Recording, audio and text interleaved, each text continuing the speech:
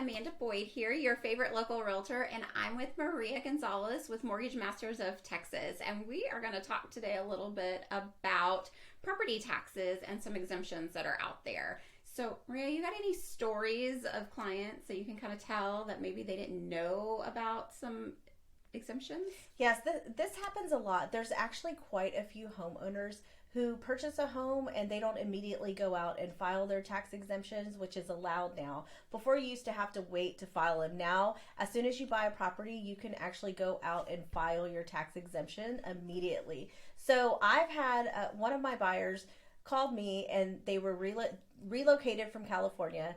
They had $7,000 a year in property taxes, and it went up in 2022 to 11,000, over 11,000. And the reason why was because they didn't file their tax exemption. They weren't subject to that 10%.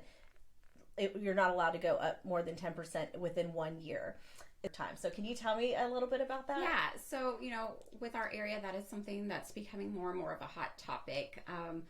As we're growing in popularity and more people are here, there's that higher demand. So we're seeing this increase in property when a lot of times our area is so far behind as far as increasing. So it's a huge sticker shock to people when they're getting that. And your house, you may feel that it's not worth that. So for example, if you purchased for 250, 2 years ago, and now all of a sudden you're getting it for 350, you're like, well, wait a minute, what do I do?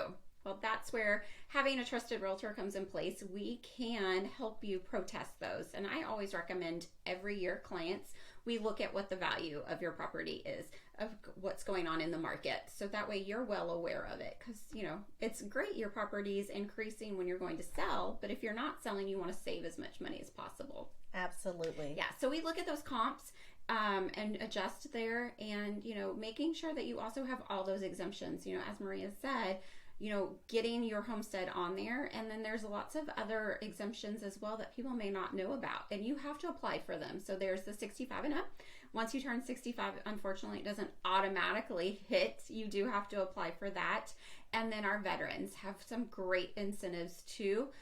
There's different levels of them, so I always encourage them to look into. And, any of our veterans who are considered 100% disabled, they pay no property taxes at all here in Texas. So that is a huge advantage to them that they need to be taking advantage of, because that's a couple $100,000. Yeah, no, I had someone save $18,000, $17,000 a year in property taxes because they bought a very expensive home, and they are a disabled veteran, and they pay zero in property taxes.